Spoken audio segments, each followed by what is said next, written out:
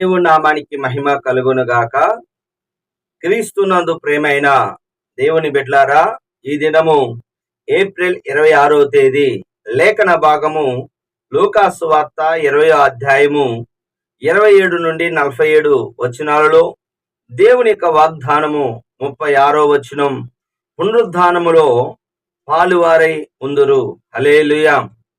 పునరుద్ధానమును జీవమును నేనని యేసు ప్రభువారు సెలవిస్తున్నాడు. అంటే పునరుద్ధానం అంటే పునర్జన్మ కాదు, మళ్ళీ పుట్టటం కాదు. బాగా గమనించండి. అంటే ఈ మహిమ అంటే ఈ మట్టి శరీరము మహిమ శరీరముగా దాల్చుకొని మరి పరలోక రాజ్యములోనికి వెళ్ళటం అన్నమాట. అవును, పునరుద్ధానం ఉన్నది. ఈ లోకం మట్టికే కాదు, పునరుద్ధానములో మనం పాలువారమై ఉంటాం. ఎవరైతే ఆయన యందు విశ్వాసం ఉంచుతారో వారు చనిపోయినను తిరిగి లేచెదరు అని యోహాను సువార్త 11వ అధ్యాయము 25వ వచనములో రాయబడి ఉన్నది. అవునండి, మనందరికి తెలుసు. మరి లూకా సువార్త 16వ అధ్యాయములో మరి వాక్య భాగంలో 25వ వచనములో మరి పునరుద్ధానములోనికి పాలువారయ్యేది ఎవరు అంటే లాజర్ లాగా విశ్వాసం ఉంచిన వాళ్ళు, మరి లోకములో ప్రభువు నిమిత్తం రాజ్యం నిమిత్తం అనేక శ్రమలు అనుభవించిన వారు పునరుద్ధానములో పాలు పొందుతారు. మరి అపోస్తుల కార్యం 14వ వచనములో దైవ రాజ్యము కొరకు అనేక శ్రమలు మరి విశ్వాసులు మరి అనుభవించాల్సి వస్తుంది. సమయం సందర్భాన్ని బట్టి నిలకడగా ఉండాలి. ఈ లోకములో మనం బ్రతకటానికి ఎంతగానో ప్రయాసపడతాం. అలాగనే దైవ రాజ్యము కొరకు కూడా మనము శ్రమ పడాలి. అనేక శ్రమలు పొంది దైవ రాజ్యంలోనికి ప్రవేశించాడు లాజర్ గారు. ధనవంతుడైతే భూమి మీద సుఖించి పాతాళానికి వెళ్ళిపోయాడు. అందుకే వాక్య భాగం సెలవిస్తుంది, పునరుద్ధానములో మరి కుమారులై ఉందరు. గమనించండి. అవును, చాలా మంది పునరుద్ధానం లేదంటున్నారు. పునరుద్ధానం ఉంది. బాగా గమనించండి. 27వ వచనంలో ఒప్పుకోవాల్సిన పాపం ఏమిటి అంటే పునరుద్ధానం లేదని సద్దూకైలు చెప్తున్నారు. వాళ్ళు కొంతమంది సద్దూకైలు వచ్చి మరి ఒక ప్రభా యేసయ్య, మరి ఒక వ్యక్తికి వివాహమైంది, ఆయనకి పిల్లలు లేరు, మరి చనిపోయాడు, తన సహోదరుడు ఆమె వివాహం చేసుకున్నాడు, ఆయన చనిపోయాడు. ఈ విధంగా ఈ ప్రకారముగా 7 మంది చనిపోయారు. మరి పునరుద్ధానం ఉందన్నావు కదా, పునరుద్ధానములో మరి ఈమె 7 మందికి భార్య అయింది కదా అన్నప్పుడు మీరు లేఖనమును అపార్థం చేసుకుంటున్నారు. వాక్యము స్పష్టంగా తెలియజేస్తుంది. మోషేకి పొదలో కనపడ్డప్పుడు అబ్రహాము దేవుడును, ఇస్సాకు దేవుడును, అంటే సజీవులకి దేవుడును. బాగా గమనించండి.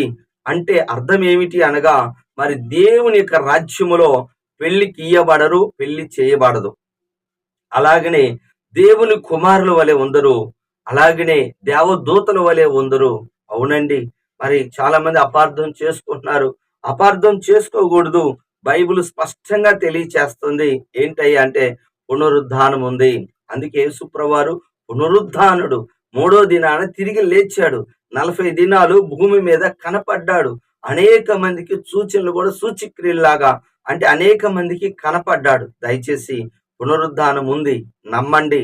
అవునండి, చాలా మంది పెద్ద పెద్ద వాళ్ళే మరి ఈ విషయంలో అనుమానం వ్యక్తం చేస్తున్నారు. అందుకని యేసుప్రభువారు ఆజ్ఞ 45వ వచనం ఆయన అందరితో ఇట్లా చెప్పాడు, జాగ్రత్త మీరు, అంటే బివేర్ ఆఫ్ స్క్రైబ్స్, అంటే సద్దుకైలు, శాస్త్రులు, పరిసయ్యులు, వీళ్ళందరి గురించి జాగ్రత్త పడండి. ఎందుకు అంటే వారు సంత వీధుల్లో వందనమును, అంటే ఎప్పుడు వాళ్ళకి ఏంటో తెలుసా, they are love greatness in the among the people మధ్య ఎప్పుడు నిలువుటంగిలు ధరించుకొని పెద్ద పెద్ద ప్లేసులు. చాలా మంది మరి హిందూ వివాహాలకి వెళ్తున్నప్పుడు మాకు మంచి స్థలం కావాలి, మంచి సీట్లో కూర్చోవాలి, ఎప్పుడు చూసినా లోకంలో ఒకటే ఆశ.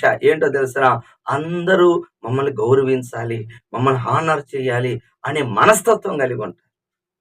పునరుద్ధానం ఇలాంటివి కాదు, కానీ వారి గురించి చాలా జాగ్రత్తగా ఉండండి.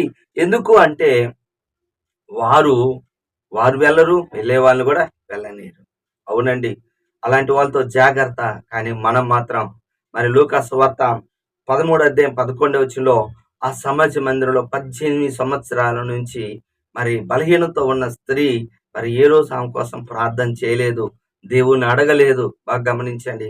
ప్రభువే చూసి ఆమెని బలహీనత నుంచి విడిపించాడు. వీళ్ళు వాదాలు పెట్టుకుంటారు, కానీ ప్రార్థనలు చేయరు, దేవుణ్ణి అడగరు. బాగా గమనించండి. లోకంలో అన్ని రకాలవి కావాలి కానీ, స్థానాలు కావాలి, పెద్ద పెద్ద పీఠాలు కావాలి. చాలామంది వాక్యాలు చక్కగా చెప్తారు. కానీ మందిరానికొచ్చిన వారికి మరి దైవికమైన అనగా వారికి ఉన్న బలహీనతల నుంచి వాళ్ళ బలహీనత కొరకు ప్రార్థన చేసి వారిని బాగుపరచటానికి ఇష్టపడరు. చక్కగా మరి పరిసయ్యలాగా ఉంటారు. అలాగా మనం ఉండకూడదని వాక్యం సెలవిస్తుంది. ఈ దినము గుర్తుపెట్టుకోండి, పునరుద్ధానం ఉన్నది. పునరుద్ధానంలో నువ్వు పాల్పంపులు పొందాలి. అలాగనే పునరుద్ధానం లేదా అనే వాళ్ళని జోలికి మీరు వెళ్ళొద్దు, జాగ్రత్త అని వాక్యం సెలవిస్తుంది. మనుషుల గురించి మనం చాలా జాగ్రత్తగా ఉండాలి. కాబట్టి దేవుడు ఈ మాటలు దీవించునుగాక. ఆమేన్. ప్రార్థన చేసుకుందాం. ప్రేమ కలిగిన తండ్రి యేసయ్యా, నీ కొందనాలు, స్తోత్రాలు. ఈ దినం నీ కృపలో నీ దయలో ప్రవ్వా మరి చక్కగా తండ్రి దేవ పునరుద్ధానమును గురించి, పునరుద్ధానములో మీరు పాలిభాగస్తులు అవుతారు నాయన. ఎన్నటికీ మీరు చనిపోరని వాక్యం సెలవిస్తుంది.